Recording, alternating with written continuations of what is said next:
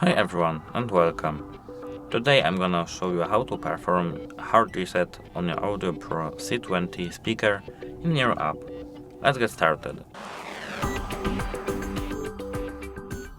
At first we have to open our Audio Pro app and wait a moment. Now we have to go to our device settings, click Info and click Restore to Factory Settings. Now you have to click Confirm, and now our device is rebooting. Reboot success. As you can see, our device now is into factory settings and it's done. Hope it helps. Like and subscribe for more decisive videos, and goodbye.